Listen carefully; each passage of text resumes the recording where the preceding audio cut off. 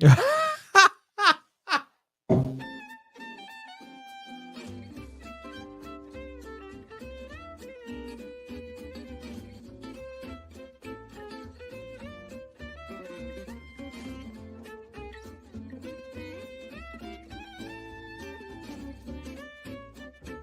do, neighbor. It's Berean Spirits time once again. The boys have gathered around and they're ready for you. So join in, make comments, and study with the guys as they try to study as the Bereans did in Acts chapter 17. And now, here's the guys. Welcome back to Berean Spirits on a beautiful Thursday morning in Southwest Missouri. My name is Chris Peltz. I'm the evangelist with the Southside Church of Christ in Springfield. And of course, we've got Richard Dodson, who's always putting up the links, putting them out on LinkedIn, Facebook, YouTube. They're out. Everywhere. They're already out. And he is on the ball today. On the ball. Chris Kramer just joined us. How you doing, Chris? Hey, all right, man. Man, I tell you what, I listened to Chris Kramer. They've got the Bible Talks YouTube channel. I listened to they do a radio program down in Russellville, Kentucky, where he's at. They're doing a series on Calvinism, and it's really good. And Chris, if you want to put up a link to the YouTube channel so folks can listen, but yeah, appreciate the work you guys are doing there. That was great. Richard with the Kearney Church of Christ, though. Kearney, you know what? I have never ever on this show ever advertised our radio show. Maybe I should. No, it's not as. You're not wrong. Yeah, I guess so. Yeah. Everybody tune into Chris's show. Yeah, right. Don't listen to mine. It's bad. The only redeeming quality is truth is taught, you know. Yeah. Well, hey, that's a compliment right there from Josh Thornhill over in Wichita, Kansas, with the Westside Church of Christ. How you doing, Josh? I'm good. We're preparing for apparently Snowmageddon here. Yeah, right. Up. You mocked God. You mocked him. It's all your fault. I was not mocking the Lord. You were calling it fall, winter. That's what you've been calling it. That's not mocking the Lord. That's just observing the weather patterns. That was mocking God. God heard that, and God said, all right, Josh, you want winter? I'm going to give you winter. And I told Ryan last night, I said, if you guys get swamped, blame Josh Thornhill. Well, it'll make my wife very happy. We're currently listed at 14 to 19 inches over the next 3 days. Yeah, so. It's wild. It's the snow totals just keep going up, no doubt about it. Hopefully, the dry air will be pushed out pretty quick, and we can get higher totals as well. I love the snow. It is going to be bad. I mean, they're calling for 4 to 6 inches here. That's really bad. Yeah, Chris is just not fond of the ice as he's walking out of the church building. Yeah, that's right. Oh man! Hey, real quick before I forget, and Richard, I get a call from him later. Richard, what's the radio program that you do? Oh, KPGZ. You can go to KPGZ every Sunday morning at 8 a.m. Central Time. They stream it. Just go to their website. They stream it. You can hear a sermon every morning. You don't post it anywhere? I mean, every Sunday morning. I never posted it on this. I didn't know if you posted it anywhere online. But there's some, but I probably ought to do, I probably need to put it on here. That's it. I never had. I never even thought about it, because the radio station does a lot. So I guess I just never even thought about putting it out there, but I guess I need to. I did think about making a sign, putting it in the churchyard, for people in the neighborhood to think about tuning in. But, absolutely. Anywhere we can spread the gospel, man. I mean, that, get it out. If they, if they want to go and listen to it, on the radio. Yeah, I just hadn't thought about the radio show. I thought about everything else but the radio show, I guess, but I need to. Chris Kramer had a guest, Nick. I think it was Nick Greenman, down in Springfield, Tennessee, with him this past week, and but they did a really good job, but it's on YouTube, so able to listen to that, which is great. Anywhere we can get the truth being taught and put out there is awesome. But we're all posting sermons and different things. Well, I say all. Richard's not, I don't guess, but not anymore. Are you doing the gospel preaching live? Well, not as consistent as I need to. I need to do it a little more consistently. Yeah. I got the sign lit. That's something, isn't it? Yeah. The sign's lit behind me. Yeah. I need to be a little more consistent with putting out lessons. I do. And Josh, there's there's a lady there in Wichita that posts your sermons or at least shares them. I don't know. That's about the only time I see them is when that lady shares them. Yeah, it's one of our elders' wives. She'll share our Sunday morning lesson from the website, the link to the website on Facebook each week. So, yeah. So it's on the website. Your sermon, you can go and listen on the website. Yes, cocwestside.com. Okay, there you go. Awesome. Here we are talking about all these congregations. Whoa, Chris, tell them where your sermons are posted. You put your sermons online. Oh, yeah, but nobody wants to listen to me. I know it. Yeah, Gospel Preaching with Chris Peltz on YouTube. That's where Gospel Preaching with Chris Peltz. Yep, you can listen to those on YouTube. And this show is put on there too. The live stream, Berean Spirits, is put on there as well as the other places. But yeah, yep. But anyway, yeah. So now that we're through with that, we're talking about all the works of these different congregations. It's a good thing we're spread out, because if we weren't, people might be hopping from one congregation to another here in in one area or another. And that's what we're going to be talking about today, is the church hopping that takes place. And there's a couple of ways that I think we'll approach that. And that is from those who just get up and leave, right? Who like just tell a congregation, you know what, I'm never coming back, and they're gone. And sometimes they don't even say anything; they just leave. And as you get in touch with them, tell them you miss them. They're like, if they respond, they're like, no, I'm never coming back. Then there are those that just kind of hop around from one congregation to another, which we've addressed being members of congregations before. But I think really the idea would be those who join one work and then leave and join another work and leave and join another work, is kind of what we'll probably concentrate more on today. And we think about areas such as, I think about Northern Alabama, Middle Tennessee, certain areas where you go to one town and there's all kinds of churches. And sometimes there's some division, some animosity between groups, and other times there isn't. But, you think about, isn't that great? You've got all these congregations, especially when everyone's getting along. But then you create an environment sometimes that people try to take advantage, and they go from one group to another, and they're hopping around, and it can cause problems more so than I think people realize. But what I want to do first and foremost is talk about leaving a congregation. If you've decided for one reason or another that you're no longer going to attend where you're a member at right now, first of all, what is the reasons? Why have you come to that conclusion? And secondly, have you talked to the leadership of the congregation, the elders, if you have them, the preacher, or any prominent men who are members of that congregation, to talk about the reasons or the conclusion that you've come to?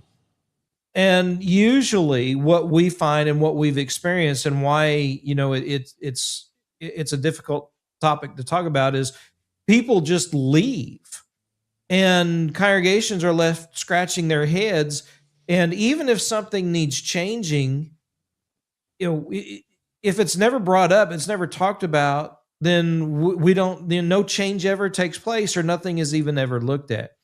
And so, so let's talk about, and Richard, I'll start with you this morning about why it is, we would talk about this subject and why people leave congregations. Well, people leave for various reasons, but they have to ask themselves: is it a scriptural reason for why they're leaving? I mean, first and foremost, we're servants of God, and we have to ask ourselves, does God want me to leave or does God want me to stay? And that's something I think that is not weighed very much. Many times people leave because they're offended in some way or some fashion, and they'll go to another church and then they'll leave there once they get offended again. And, I do want to bring, and this kind of came up before the show, and I do want to bring this up about being offended. Um, the Bible speaks about ironing, sharpening iron in Proverbs, and I know that has to do with how a friend can encourage another friend. But a lot of times that's used, to talk about our Bible studies, and I agree with that. We can have a really lively Bible study, and somebody who is a good student can really help another good student, and vice versa. And that's many times people talk about ironing, sharpening iron that way. But one thing, and it popped in my head. The one thing about ironing, sharpening iron is friction is involved.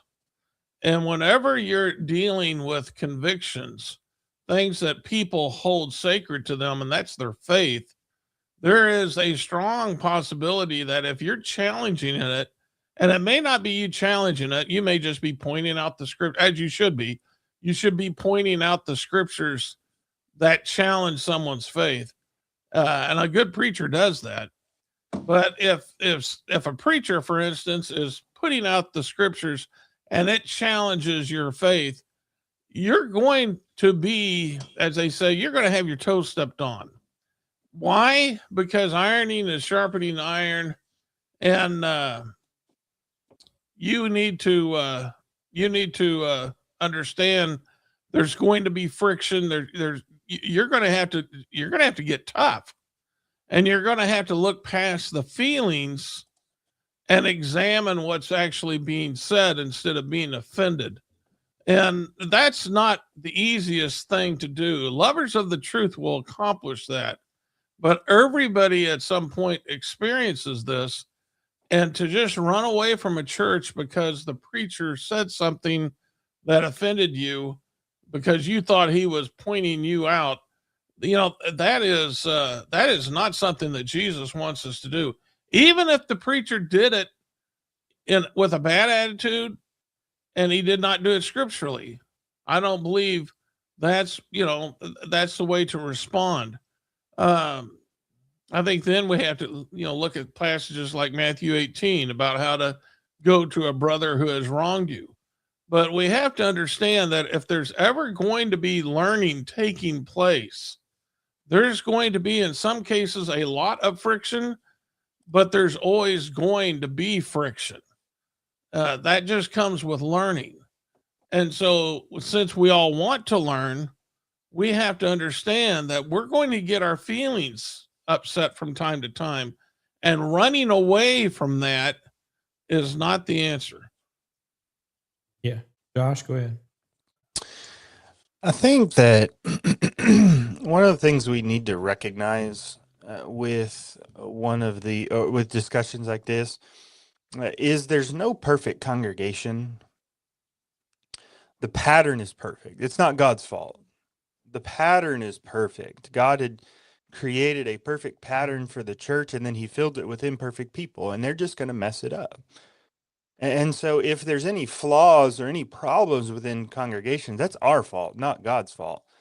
But every congregation is going to have its flaws. Every congregation is going to be imperfect. And so we can see the imperfections in a congregation that we're working with, and we can decide to go to another one, a better one. But they're not going to be perfect either. And so I think there's a sense in which we need to have that realistic expectation that no congregation is ever going to be perfect. There are a couple different kinds of imperfections, though. There is a tolerable imperfection, and some of these, might just be due to preference. Like, I don't like that preacher. Like the people at Richard's congregation. I'm just kidding. The preacher. The preacher may not be, everything that you want him to be. He may not preach exactly the style that you may prefer. The songs may not be ones that you like. The song leaders may not be very capable. Members may disappoint you. Guess what? It's going to happen. Judgments may be made by the elders or by the men of the congregation that are contrary to what you wanted. And all of those things could be considered imperfections, but those are things that we really just need to get over. That we really just need to, quit making a big fuss about and recognizing that it's not worth uprooting just for, I'll say, petty reasons such as that. So there are tolerable imperfections, but this is something I think we're seeing from some of our more progressive brethren, if we can, well, anyway,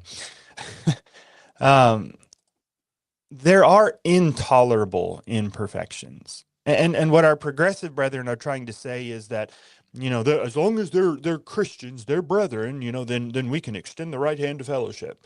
We're seeing that with the institutional brethren and such. They're trying to blur the lines and cross over those lines without repentance, by the way. And they're failing to recognize that there are reasons that division is necessary. There are intolerable imperfections, and some of those would be doctrinal error. If a congregation is teaching error and you've tried and tried and tried to get them to teach the truth and to repent of their error, there may come a time when there comes a time where you need to walk away. And you need to separate yourself, shake the dust off your feet and move on. If they're, continuing to allow immorality in their midst, 1 Corinthians 5 is an example of that. And they're not doing anything about it. They're not dealing with it. They're puffed up rather than mourning over it. And you've encouraged them and tried to teach them the way that they ought to go, and they refuse to do so. Then, yeah, that would be an opportunity where you need to shake the dust off your feet and go. And so there are occasions where it is appropriate to leave a congregation.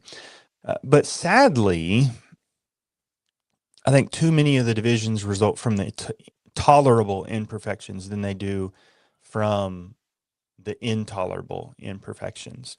I think sometimes we make too much of these tolerable imperfections and aren't willing to put the effort to really work through them or just deal with them.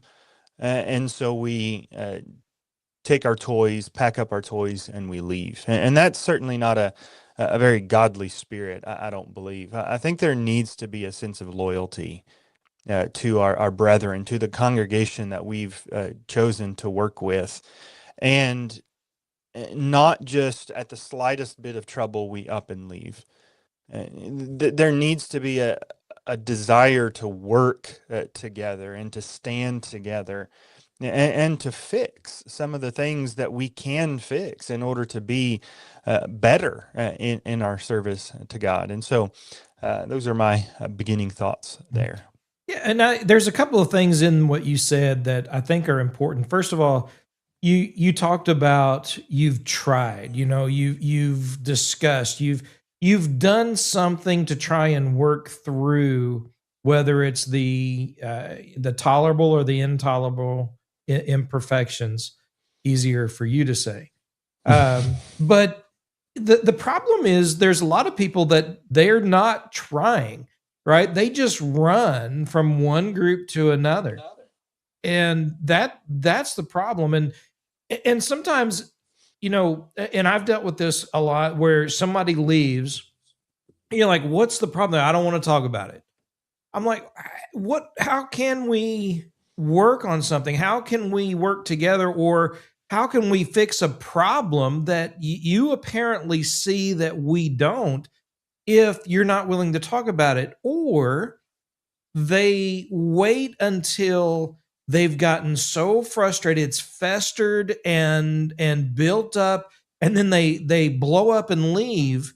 And then you're like, Wait a minute. If you felt this way all this time, why didn't you say something? We could have been working on this long before it got to this point, if what they're saying is even right, or if it's something that, yeah, maybe it's a tolerable thing, but maybe we could, make some adjustments. Maybe, it's not a reason to leave necessarily.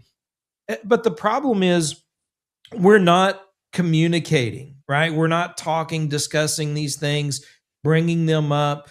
And then it gets to the point where we just go somewhere else, or leave. And the congregation is just left like, well, now that they're gone, why, it's sometimes they're thinking, well, I mean, no reason to work on it now. They're gone. So the other ones seem to have a problem with it. But sometimes congregations need to examine themselves too and think, wait a minute. All right. Let's keep this from happening in the future. Right. And let's work on that. So we can try to get some good out of it. But the problem is just the people to begin with, right? You oftentimes, when it comes down to someone just leaving, it's selfish. And especially if you haven't made the effort, right? That's what I'm talking about. Someone who hasn't done anything, they haven't made an effort to try and change something, to try and bring something to the congregation's attention, or a preacher's attention, the elder's attention. And so when they leave, it really is pride and selfishness and running from problems rather than dealing with them or addressing them. I'd like to, before I comment, I do want to, we got to ask a question. I just want to say, Kane, I don't know how to pronounce your name. Kane Kuizamaki asked a question. And Kane, I put a link. We did a complete show on your question.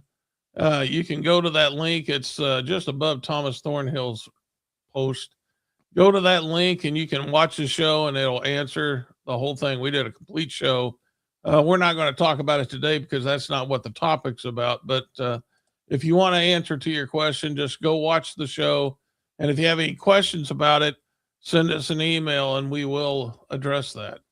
But now getting back to what Chris was talking about, I do want to talk about responsibilities, because a lot of people think that they're not taking on personal responsibilities when they join a church. And there is this concept out there that they don't even have to join a church, which, makes Christianity a spectator sport. And Christianity is definitely not a spectator sport, but too many Christians try to make it that way by only coming to church and sitting in the pews and like watching the show. And the problem is the work has planning that we have to do. Radio shows don't happen. We have to plan for that. The preaching don't even happen. You got to plan for that. Gospel meetings, Bible classes, all these things take planning. They take work. Everybody plays a role in that, and everybody has a responsibility with that when they join the work. You take on that work with yourself. It's not just the preacher, and it's not just the elders. It's the entire congregation that is taking that work on. And when you leave a congregation, you are leaving your responsibility in that work. You may be thinking you're leaving those people. That's not just what you're leaving. You're leaving that aspect of the work of the Lord. And that is a very dangerous thing. If you go back to Ephesians chapter 4, Jesus puts individuals in a church for that work. When he said Ephesians 4:11, he gave some to be apostles, some prophets, some evangelists, some pastors and teachers. Verse 12, for the equipping of the saints, for the work of the ministry, and for the edifying of the body of Christ. And so, with that being said, we understand that when we join a work, the Lord wants us to do the work of the ministry. We have that responsibility. When you leave a congregation, as like what Chris was suggesting, when you leave a congregation like that, you're leaving a big hole that is going to affect the work of the ministry. And that reflects poorly on you. And it also is something that God is watching. So you have to understand then that if you're going to leave that type of hole in the work of the ministry, you better be thinking about, is this really what Jesus wants you to do? And I think that's a good point. I would like to bring up Thomas Thornhill. And I've never heard that name Thornhill before. But Thomas says a greater concern is when people leave and start their own congregation because they cannot get along with others. Rarely will a group like that prosper. Well, Yeah. They start their own congregation because they can't get along with others. You know, Christianity is definitely a people business, and get along with others. You know, I never seen a class on, people skills, 101, I guess, but maybe we all need to take classes on how to get along with others. Because if we can't even get along with our wives and our husbands by the way we see the divorce rates in this country, then we have to ask ourselves, how good are our people skills in getting along with each other? If we're going to do the work of the ministry, there has to be a level of commitment. And that means you're going to have a little bit of a duck's back. There's going to be offenses. And you're going to have to let things wash off of you like water on a duck's back. You can't be so offensive.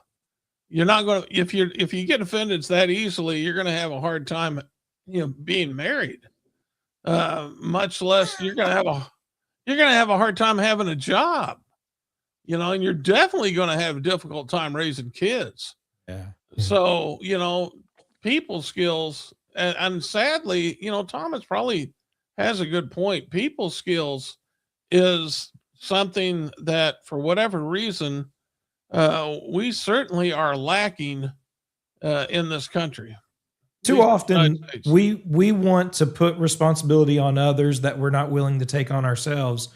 And Romans 12, for example, right? In Romans 12, he says, as much as depends on you, live peaceably with all men. That doesn't say anything about the other person, right? It's you. Yeah. Mm-hmm. Yeah, I agree.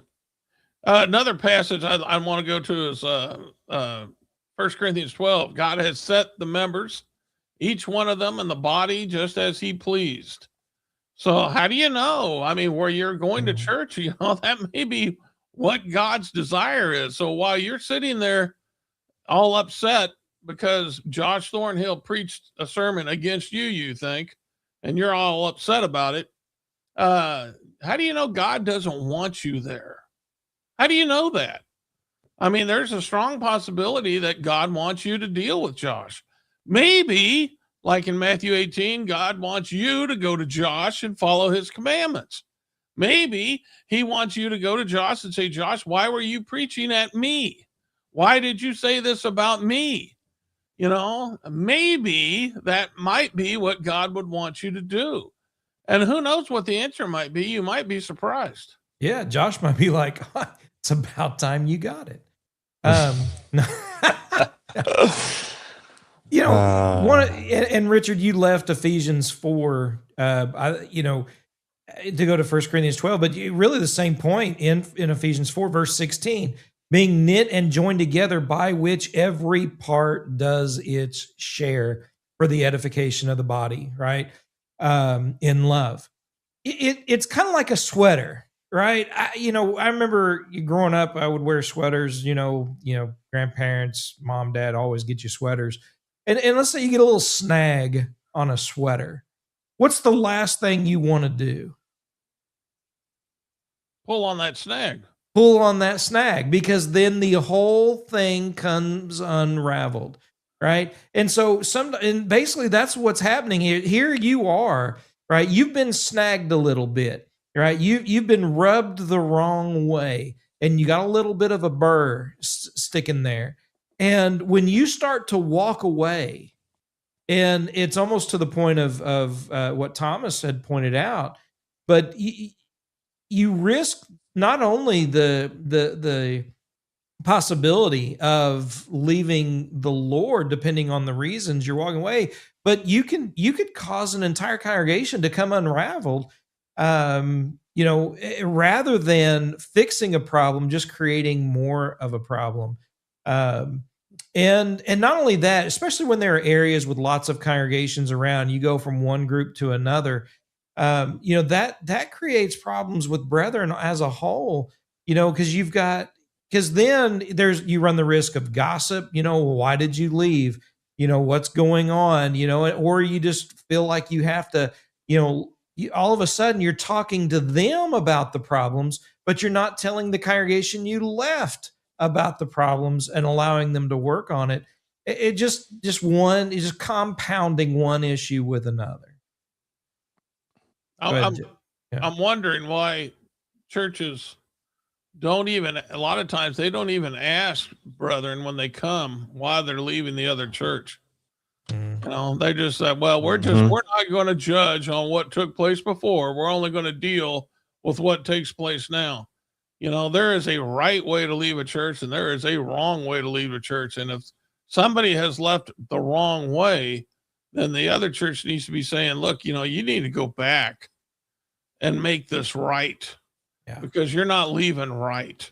Yeah. But I rarely ever hear that. Yeah, anymore I haven't, but I used to hear about that a lot. I mean, that's, and thankfully I've been a part of congregations that had leadership that, elders that would do that very thing. It's like, well, before coming here, you really, from what you've stated, you need to go back and make things right, and try to work it out, and if it's not possible, there's various scenarios, situations, but you're right. A lot of times, congregations, they just get so enamored with the fact that, oh, here's somebody new. Let's let them come and join the work. And they're just excited about that. They don't even think or consider, the problems they may be, allowing in, or the sin, right, that's coming in, that leaven that can leaven the whole lump. Or the need that soul truly has. And that's unfortunate. Go ahead, Josh. I think we've kind of addressed some of this before, but in this study already, but a lot of times people have gripes, people have complaints, and you see that throughout the nation of Israel, particularly the wilderness generation. I mean, they complained about everything. And that's the way some brethren are, unfortunately. I mean, they're just like the squeaky wheel. Unless you give it some grease, it's just going to keep on squeaking. Some people just live to complain, unfortunately. That just seems to be their reality. But the look at what the Bible says about those who complain. I mean, look at the wilderness generation, how God felt about the wilderness generation and their complaining. God was not pleased with them. And so we need to be careful and willing to examine ourselves to make sure that we're not following that same pattern as the wilderness generation, the complainers. But also, there is a difference between complaining and bringing up legitimate concerns. And I think one of the differences between the two is those who are complaining, they're just whining. All they're doing is just, oh, that poor pitiful me, or I don't like this. But if you've got a legitimate concern that needs to be brought up, the difference is those who have legitimate concerns, they have a willingness and a desire to work toward a resolution. Some people just want to complain and they don't want to do anything about it. They just want to everybody else to do it and fix it, and they just want to sit back and continue to eat their popcorn watching the game. But complain to if I can say complain properly, we need to have solutions in mind as we bring things up, and we need to have a willingness to do what we can in order to resolve the issue. Our elders have a policy that if you bring up a complaint, they're going to give it to you to work on fixing it. Like, okay, you have a problem here. Then go ahead and find a solution here. And I think number one, that is the right way. If you have a complaint, you need to work toward that. But then it prevents those who are just the complainers from just whining and griping all of the time. So that's another thing I think we need to remember. Don't ignore the areas where improvements are needed, but bring them up, go about that in the proper manner, in the manner that God would want you to go about improving those things, not just be a complainer sitting back and whining. That's the one thing about social media. I mean, just people complain about everything. I mean, it's annoying. Josh. Like every time. What's that? Sounds like you're just complaining. I know. You're complaining about complainers. I know it. That's right. He's just sitting there whining. This whole program has turned into a wine fest. Here's Josh. You want some cheese with that wine? You know what? Friends like these, who needs enemies? Right. But anyway, my point is that people just get up in there and complain, and they're not. They that's all they're doing is just whining about the circumstance. Usually, it's sports and the way the country's run and things like that. But we Christians don't need to be those kinds of people. I think the scriptures make that clear. Do all things without grumbling and complaining, so that you may be blameless, harmless children of God, shining as lights in the midst of a crooked and perverse generation. That's paraphrase of Philippians 2:14 and 15. But rise above the complaints on the tolerable imperfections. Absolutely. I think that's vital. Go ahead, Richard. Being part of the solution.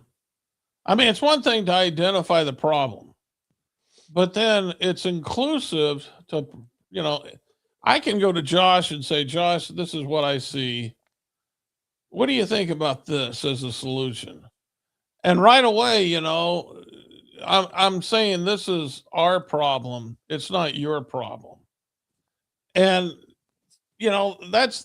that's a whole different attitude. We used to have people at church that would talk to me and say, what are those people doing down there? And I would always correct them by saying, you mean, what are we doing down there?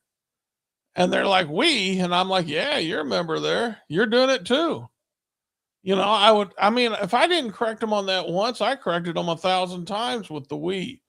And so when we're talking about at church, whether, you don't like a sermon, well, I don't care what the problem is. It's a we problem. It's not a they problem. And so you need to go into it thinking, okay, I see a problem here. How could we solve this? And so when it's perfectly fine to, point out a problem, but always be part of the solution by saying, can we do this instead? Would this fix this problem? And that way you're not looking like a whiner, you're looking like a fellow worker.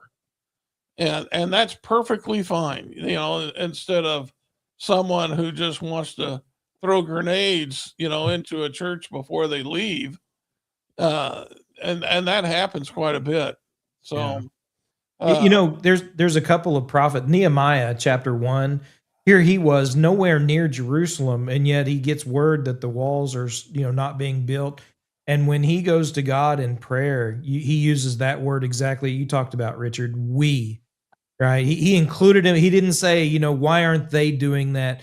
This was his people. This was, a part of who he was. And he recognized he's as much of the problem as they are because he's not even there. And so he can't say they should be doing this. Why aren't they doing that? But he said, forgive us. We have sinned. We need to be doing this. And he went and did something about it. Daniel and his prayer and other, just over and over again, we see how these men did that very thing. They included themselves in it.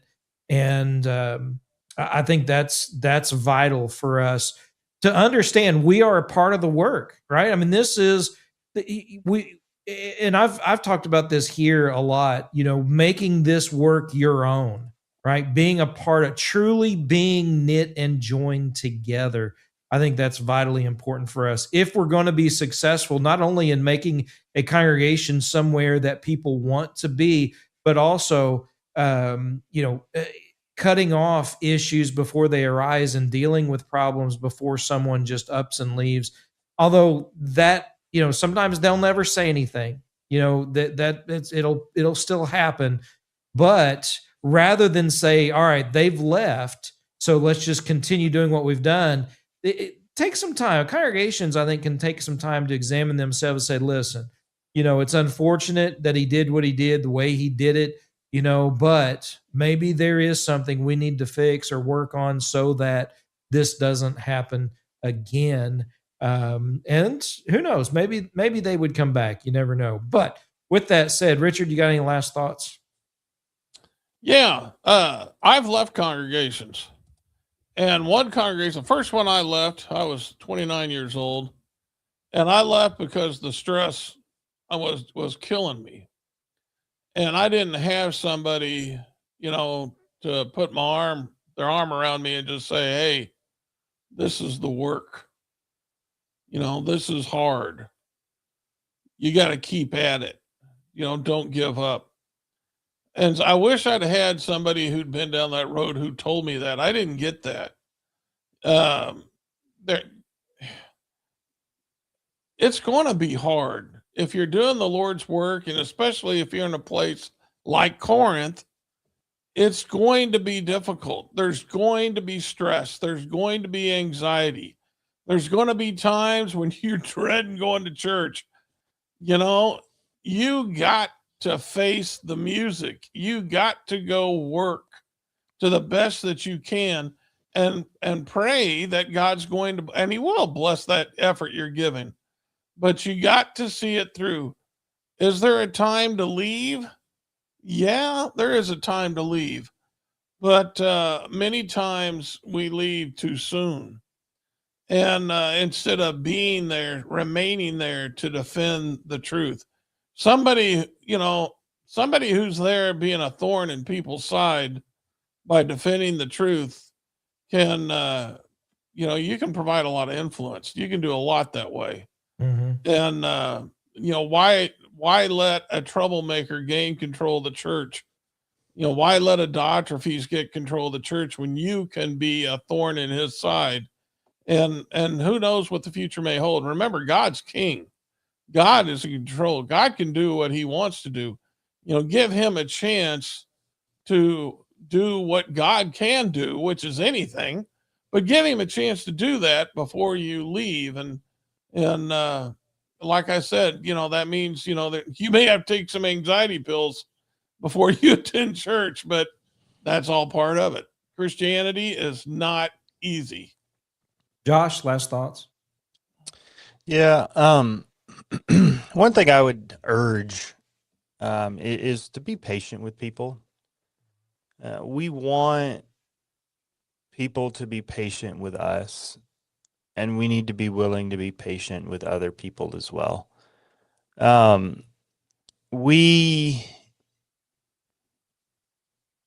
Whether it's, especially so, if it's those tolerable imperfections, we need to bear patiently.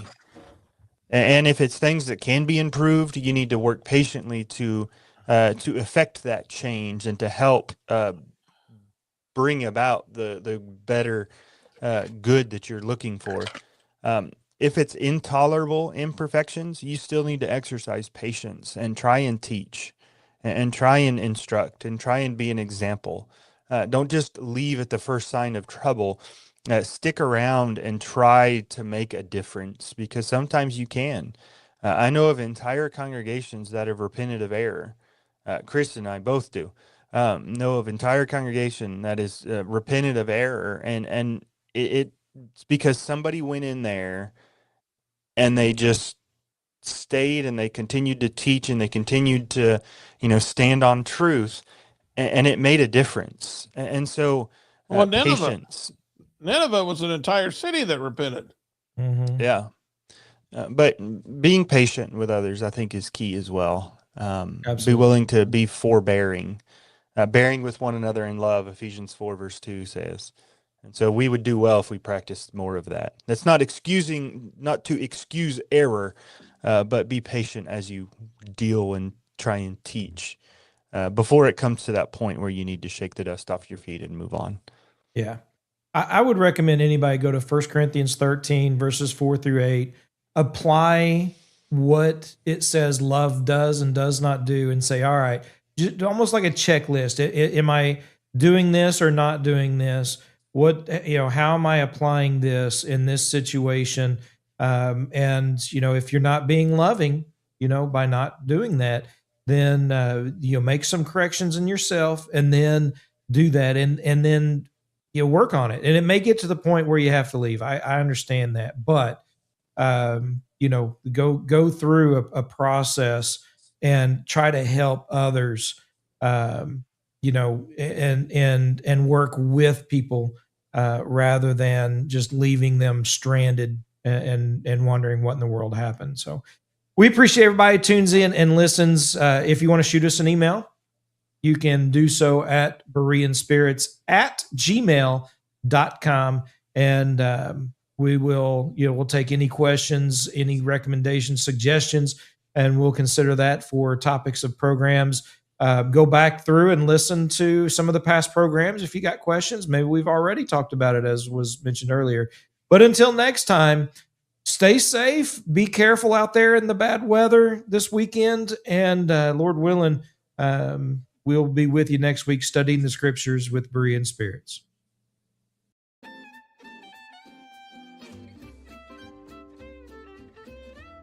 Well, folks, that's all for today. Don't worry. Lord willing, the guys will be back next week for another Bible study on Berean Spirits. Until then, let the guys hear from you. Drop them some email at bereanspirits@gmail.com. They'd love to hear from you. Until next time, let's keep studying that Bible.